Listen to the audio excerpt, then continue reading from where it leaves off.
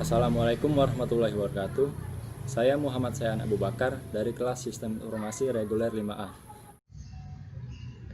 Baiklah, jadi di sini saya akan memaparkan tentang cost dan benefit analisis dari studi kasus yang telah saya buat. Di sini ada uraian cost dan benefit analisis tahun ke-0, tahun pertama, tahun kedua, dan tahun ketiga. Untuk biaya pengadaan dan biaya proyek itu hanya ada di tahun ke-0, namun tidak ada di tahun pertama, kedua, dan ketiga. Untuk biaya pengadaan, yaitu biaya pembelian perangkat keras sebesar 3 juta rupiah dan biaya manajemen dan staf sebesar 250 ribu rupiah di tahun ke-0. Pada biaya proyek, biaya konsultasi yaitu analisis senior sebesar 2 juta rupiah, analisis junior sebesar 700 ribu rupiah, dan programmer sebesar 5.700.000 rupiah, dan biaya perjalanan dan akomodasi sebesar 725.000 rupiah. Pada tahap analisis sistem, biaya pengumpulan data sebesar 100.000 rupiah, biaya ATK dan dokumentasi sebesar 860.000 rupiah, biaya manajemen dan staf sebesar 125.000 rupiah. Pada tahap desain sistem, biaya ATK dan dokumentasi sebesar 300.000 rupiah dan biaya manajemen dan staf sebesar 5.700.000 rupiah. Pada tahap penerapan sistem, biaya manajemen dan staf sebesar 7.250.000 rupiah, biaya ATK dan dokumentasi sebesar 3.350.000 rupiah pada tahun ke-0. Lalu pada biaya operasi dan perawatan, keuntungan berwujud dan keuntungan tidak berwujud itu nihil pada tahun ke-0, namun ada pada tahun pertama, kedua, dan ketiga dengan rincian sebagai berikut. Ada biaya operasi dan perawatan, biaya personel yaitu user dan administrasi sebesar 800.000 rupiah untuk tahun pertama dan kedua, dan sebesar 900.000 rupiah untuk tahun ketiga. Biaya overhead sebesar 500.000 rupiah pada tahun pertama, kedua, dan ketiga. Biaya perawatan hardware juga sebesar 500.000 rupiah pada tahun pertama, kedua, dan ketiga.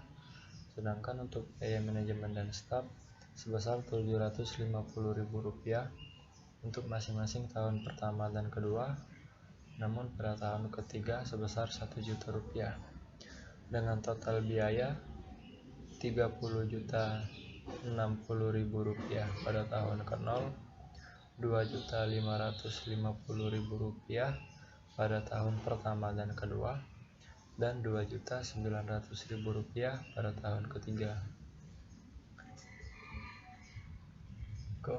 Pada keuntungan berwujud, pengurangan biaya operasionalnya sebesar 500.000 rupiah masing-masing untuk tahun pertama, kedua, dan ketiga, dan pengurangan biaya karena kesalahan proses juga sebesar 500.000 rupiah pada tahun pertama, kedua, dan ketiga. Untuk peningkatan keuntungan penjualan itu sebesar 5 juta rupiah pada tahun pertama, 4.500.000 rupiah untuk tahun kedua, dan 7.500.000 rupiah pada tahun ketiga.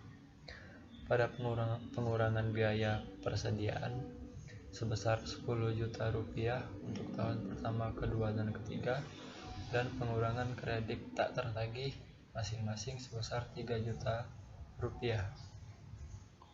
Pada keuntungan tidak berwujud, peningkatan layanan kepada pelanggan sebesar 2.500.000 rupiah untuk tahun pertama, 5.500.000 rupiah untuk tahun kedua, dan 6 juta rupiah untuk tahun ketiga.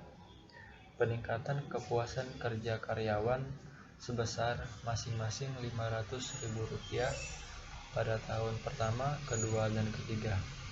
peningkatan kualitas keputusan manajemen sebesar Rp2.500.000 untuk tahun pertama, Rp3 juta untuk tahun kedua dan ketiga, dengan total wujud sebesar Rp19 juta pada tahun pertama, Rp18.500.000 pada tahun kedua, dan Rp21.500.000 untuk tahun ketiga.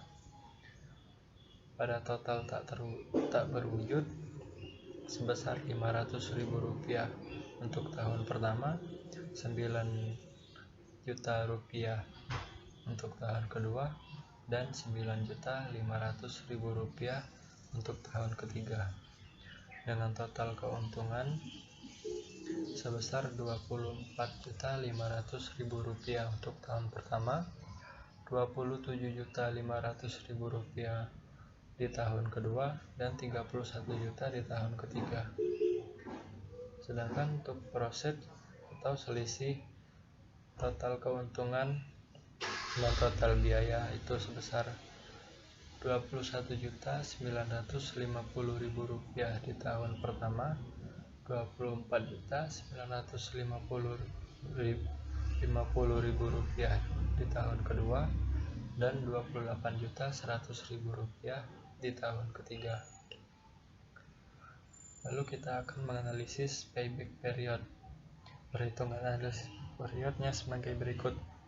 Dengan total biaya pengadaan sistem pada tahun ke-0 sebesar Rp30.060.000 dan proset pada tahun pertama sebesar Rp21.950.000 dikurangkan menjadi sisa biaya sistem pada tahun pertama sebesar Rp8.600.000.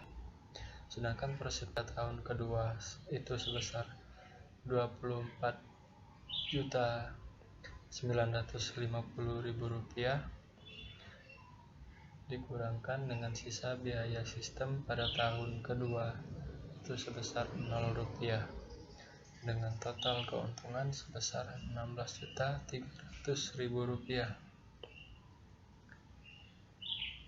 dengan sisa dengan rumusan keuntungan dibagi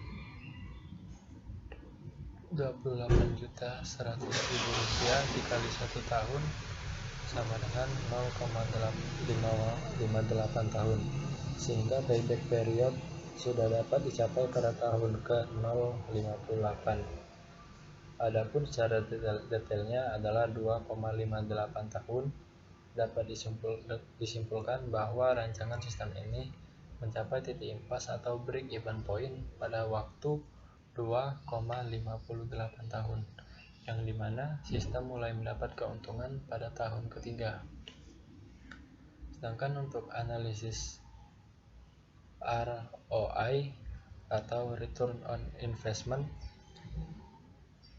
dengan rincian biaya pengadaan sistem tahun ke-0 besar Rp30.060.000, tahun pertama Rp2.550.000, tahun kedua Rp2.550.000, dan tahun ketiga Rp2.900.000 dengan total Rp38.060.000. Sedangkan total keuntungan yang didapat adalah total manfaat pada tahun pertama, kedua, dan ketiga.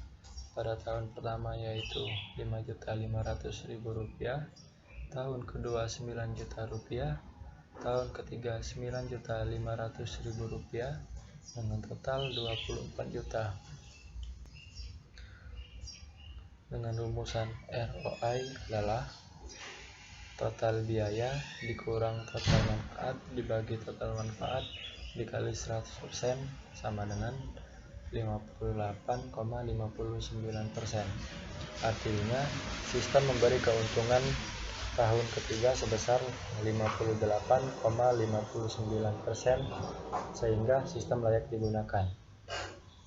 Pada analisis NPV atau Net Present Value, apabila diaplikasikan pada penerapan sistemnya, baru perhitungan nilainya dengan bunga diskonto sebesar 10% per tahun, maka NVP sama dengan minus 30.060.000 ditambah 21.950.000 per 1 ditambah 0,10 pangkat 1 ditambah 24.950.000 per 1 ditambah 0,10 pangkat 2 ditambah 28.100.000 per 1 ditambah 0,10 pangkat 3 sama dengan NVP 12.556.326. Dari hasil perhitungan di atas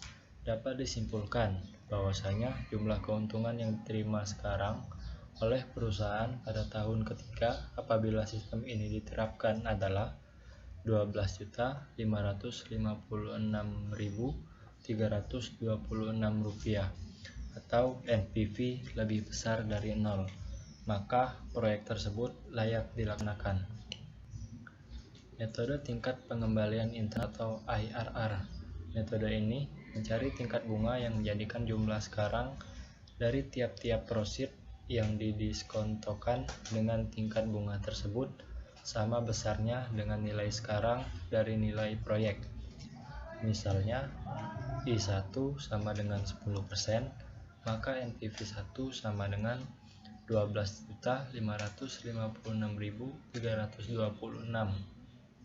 Nilai NPV positif I2 sama dengan 15%, maka NPV minus 30.060.000 ditambah 21.950.000 per 1 ditambah 0,15 pangkat 1 ditambah 24.950.000 per 1 ditambah 0,15 pangkat 2 ditambah 28.100.000 per 1 ditambah 0,15 pangkat 3.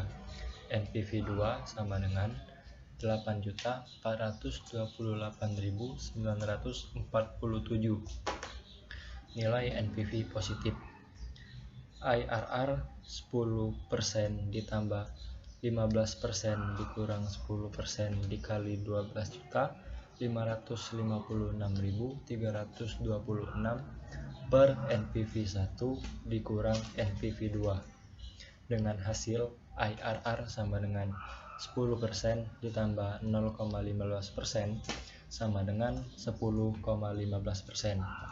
IRR 10,15% artinya proyek ini akan menghasilkan keuntungan dengan tingkat bunga 10,15% per tahun.